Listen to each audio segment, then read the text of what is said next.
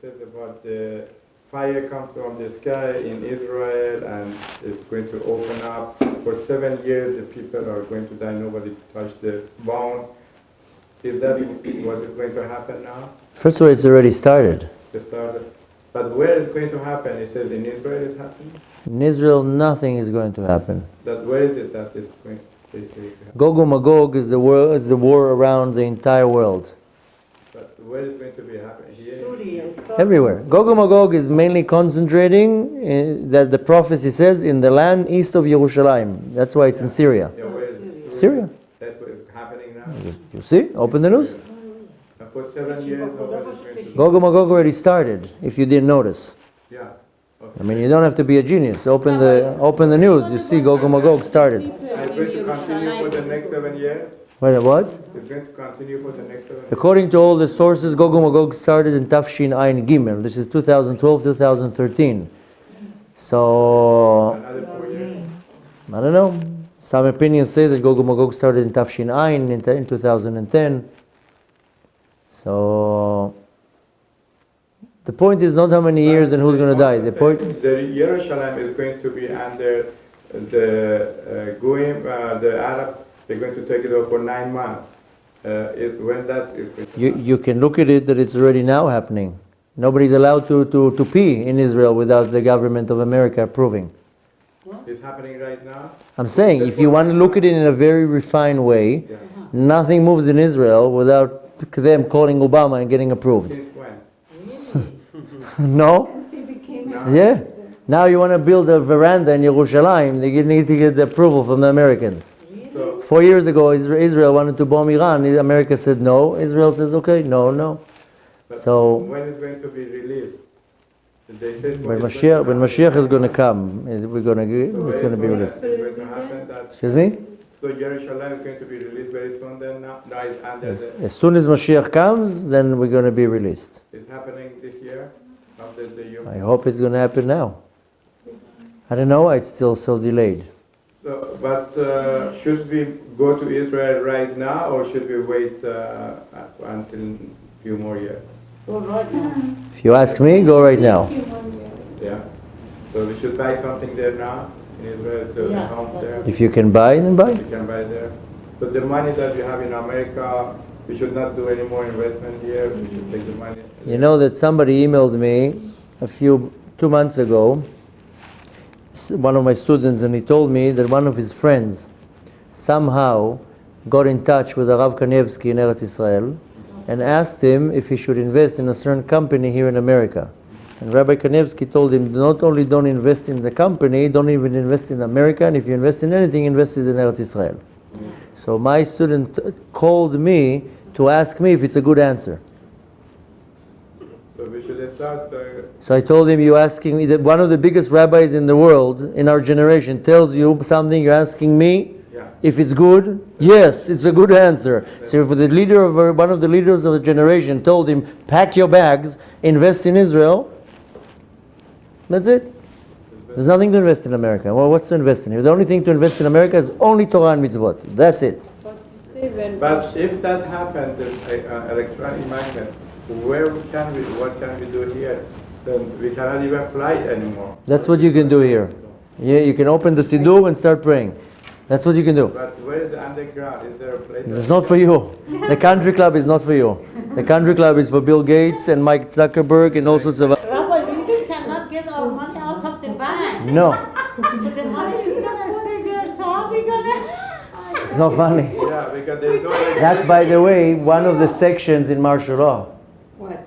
Banks shut down. Banks are shutting down. Make sure your money's not in the bank. Yeah.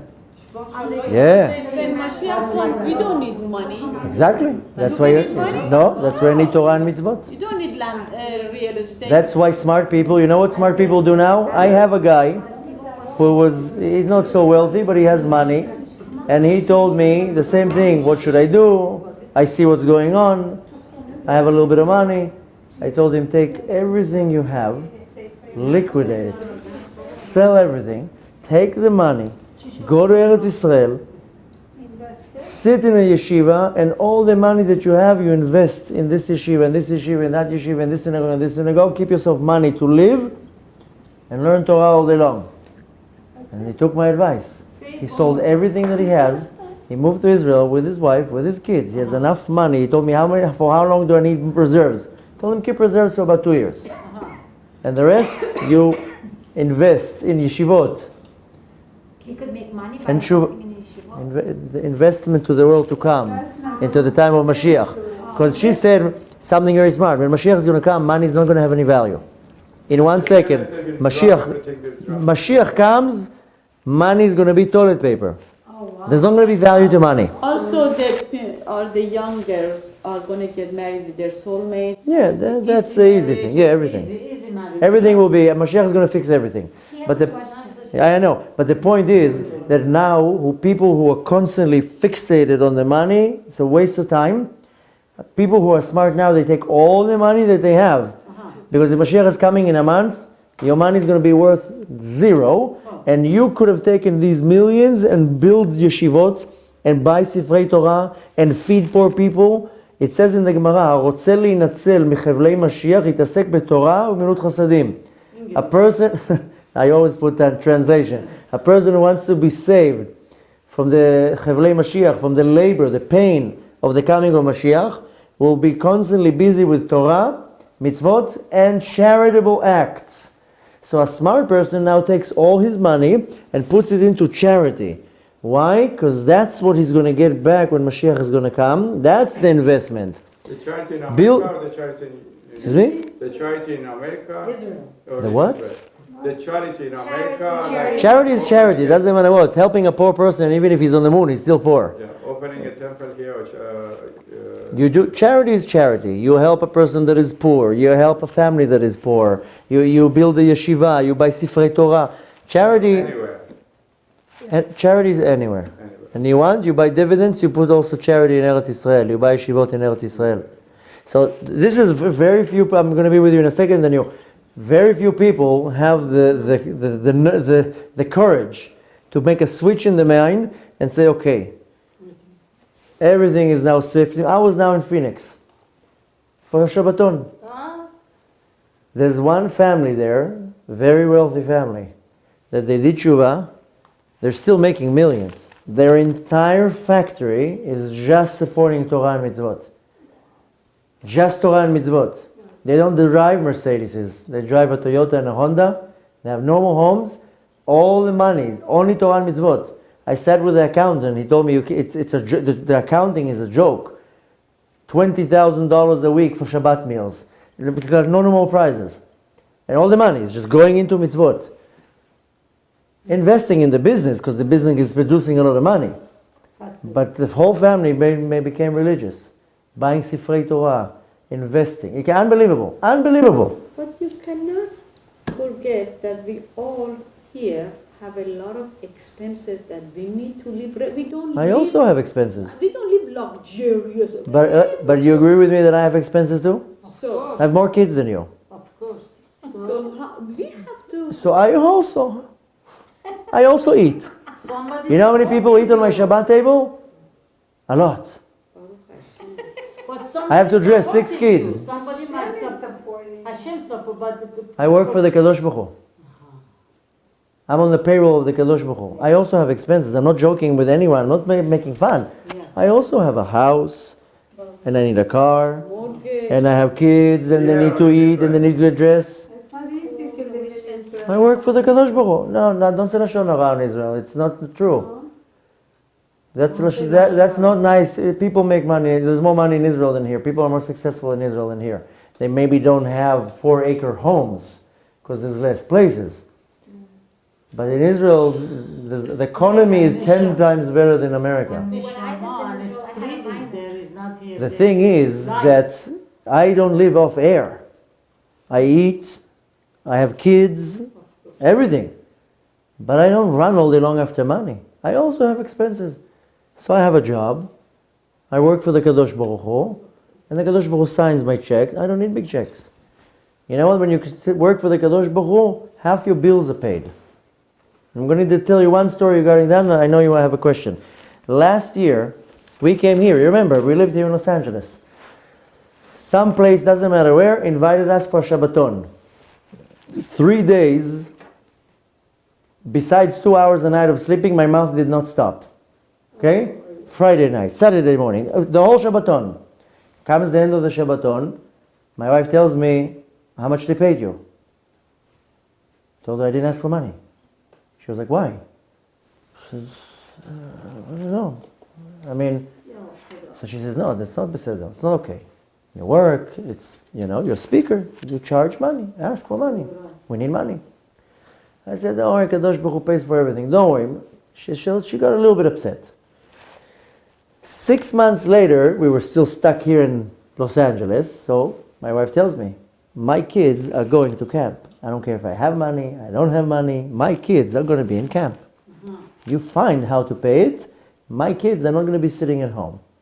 We found a camp. I need to tell you how much camp here. So I'm already thinking, okay, how am I going to get the money? I asked this person, you want to help me? You want to ask this? So I asked somebody from the camp, do you maybe have a scholarship? Maybe you can help. So he tells me, email this, go to this website, fill the information. We do give scholarships. Okay.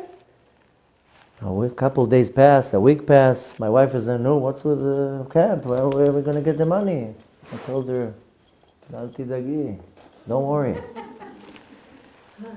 The day before the due date, the signing of the day, we get a phone call. Rabbi Anava, yes.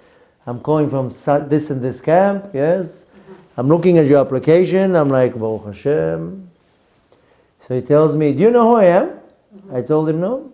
He's like, you don't recognize the voice? And I told him no. He's like, remember half a year ago when you came to the Shabbaton in that city? I told him, oh yeah. He's like, I'm one of the rabbis of the Shabbaton. I was like, really? Oh, okay. He's like, you don't have to pay anything.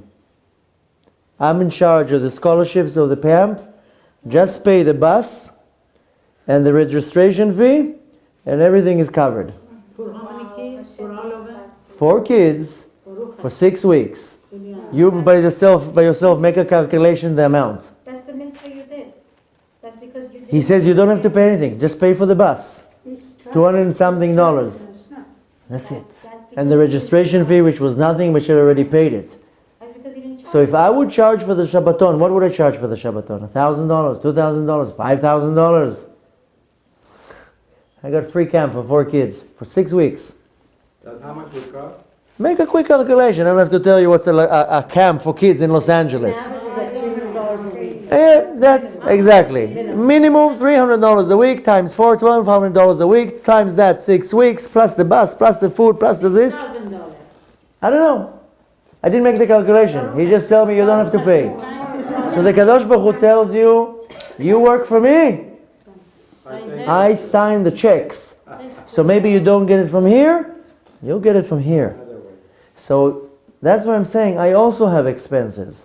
I also have food. I also have everything. And Baruch Hashem, we have a beautiful home. My kids have clothes, Baruch Hashem. They have toys. They have afternoon activities. They have everything that they have. לא ראיתי צדיק שיחסר לו כל רע.